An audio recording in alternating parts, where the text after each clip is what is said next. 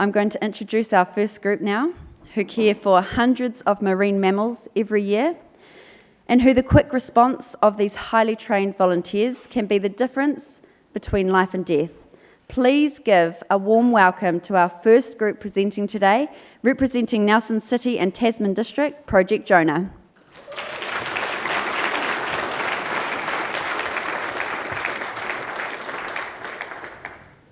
Kia ora everyone and good morning. I'm Tasman Mayor Richard Kempthorne, and with the Mayor of Nelson, Rachel Rees, we would like to introduce Darren Grover and Louisa Hawkes from Project Jonah. Project Jonah provides a solution for one of the largest and heaviest problems in New Zealand, whale strandings at Farwell Spit in Golden Bay. Rescuing whales captivates the hearts of hundreds of our locals and draws people from all over New Zealand and visitors from overseas. Project Jonah is about empowering local communities. Here are Darren and Louisa to explain how it's done.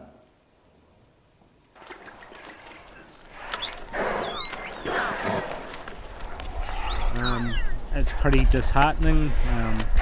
We're down on the beach now. High tide was 10 p.m. and whales have re-stranded, and I don't know really what to feel at the moment, you know. I want to help, that's why I've come down to do something, even if I can keep a couple of them alive.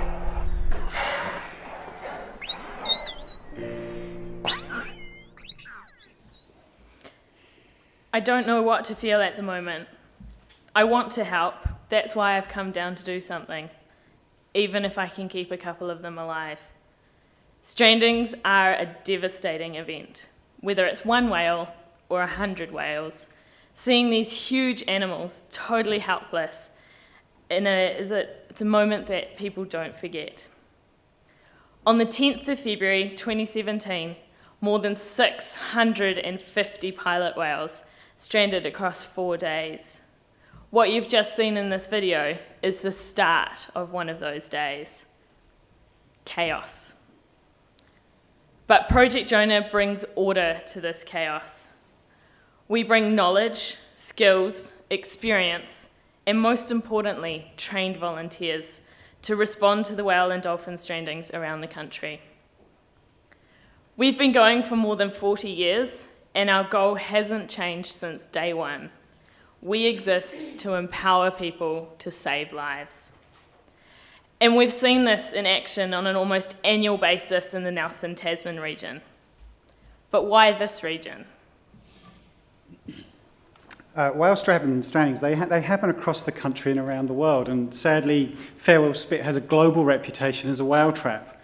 Historically, we've seen more whales strand here than any other place in the world. It's a beautiful, remote corner of New Zealand, but the tide can fall and expose several kilometres of beach in just 6 hours.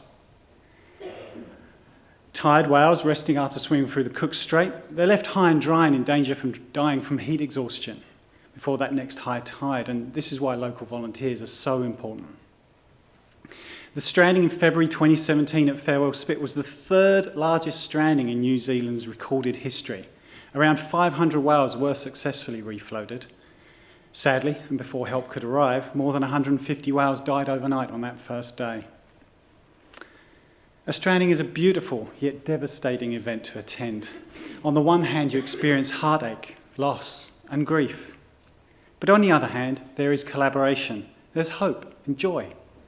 Year after year, our volunteer medics from Golden Bay, Motueka, Mapua, and the greater Nelson Tasman region, they drop everything and respond, even though they know it's going to be a journey of highs and lows.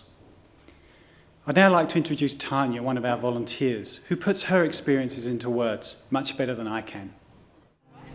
During a whale stranding, there can be a lot of sadness, and the loss of marine life is a huge sadness. However, there's also a silver lining, something beautiful that occurs amongst the tragedy, and that's the coming together of people from all across the globe. Here in the top of the south at this time of year, we have so many tourists and people having a New Zealand experience here that we literally have people from all four corners of the world. And so something that's really beautiful and I think we can learn a lot from is that at a time like this, people put aside their prejudice and come together for the good. And what we see is people working together, and there's nobody squabbling over race or religion or political viewpoints, you know. If we could take from that and do that on a global level for everything, the world would just thrive with passion and love. You can feel the loving energy from everybody, you know, and the different languages that are out there. You know, around one whale, you might have 8 people who come from all different countries working together side by side. That's what it takes to change the world.